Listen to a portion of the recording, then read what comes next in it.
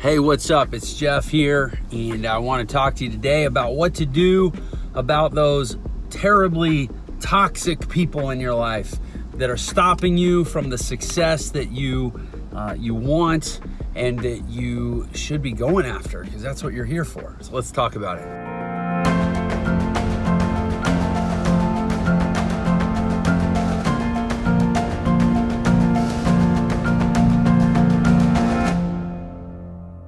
All right, so we're talking about toxic people. Now, if you're new to my channel is committed to helping people have an awesome life. That is my passion.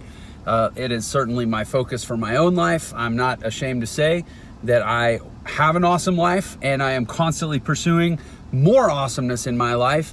And I believe that, I don't know if it's true for everyone, but certainly for me, one of the greatest gifts that I have and opportunities that I have is to share this message that life is meant to be awesome, and to help inspire and educate people about how to actually go make life awesome. Because I have yet to meet a person where there is not some sort of strategery, and yes, I know that's not a real word, or some sort of proactive plan or some way that we can make their life awesome. Sometimes it takes time, sometimes it might take years, sometimes it might take a lot of work.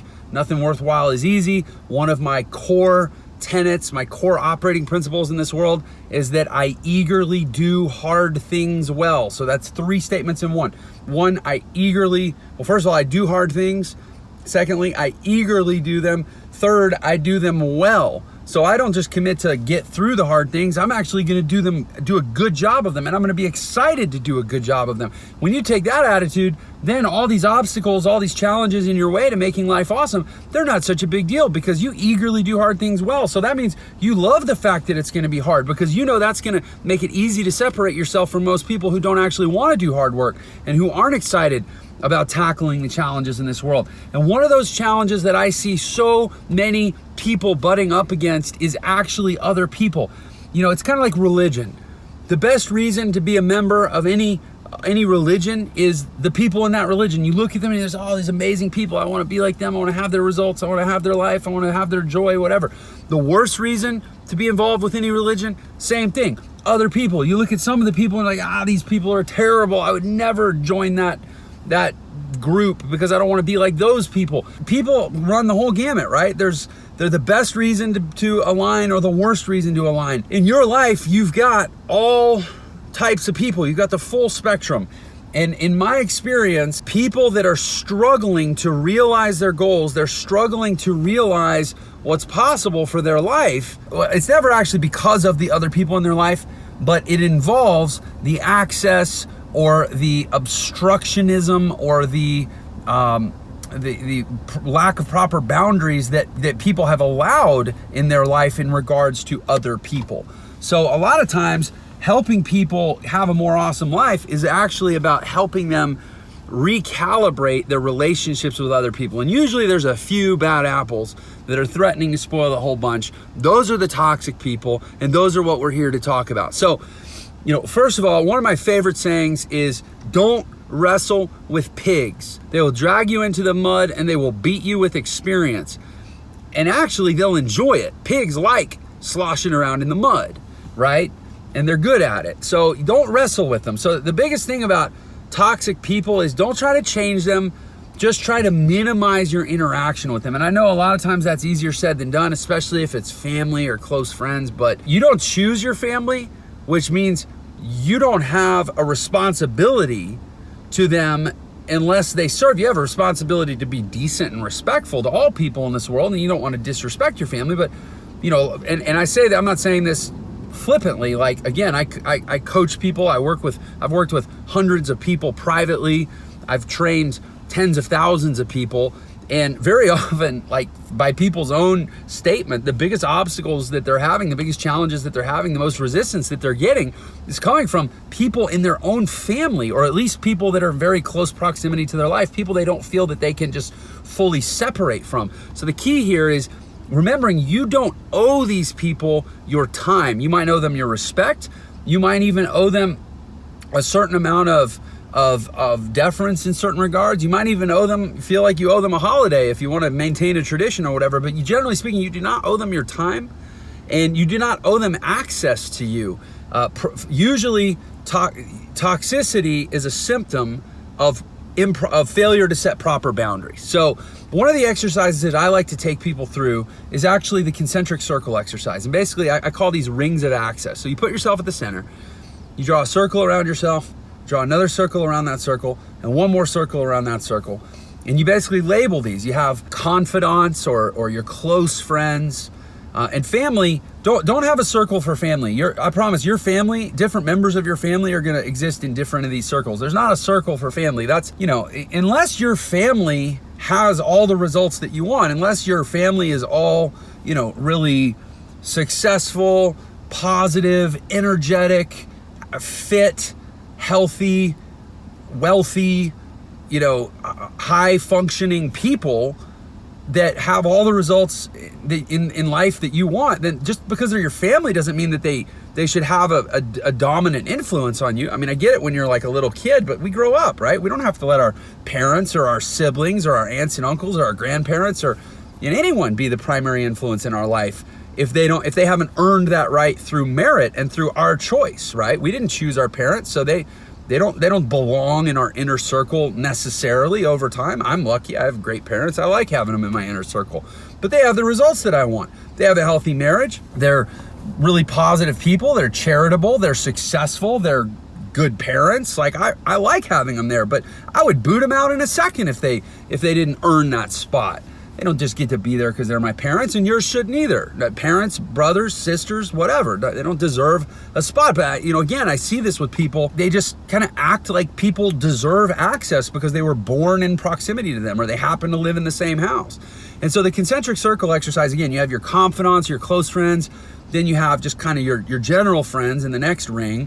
Then you have what I would call like associates, people who you're sort of, life brings you into contact with them, but you don't really have any relationship with them.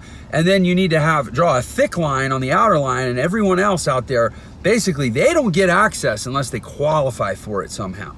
And that's one of the things I've learned, both as a successful artist in my 20s when I was a musician, and my teacher told me, he said, Jeff, one of the things, he said, listen, you're really good. You have a real talent, but you need to protect your talent. The world will try to chip away at your talent.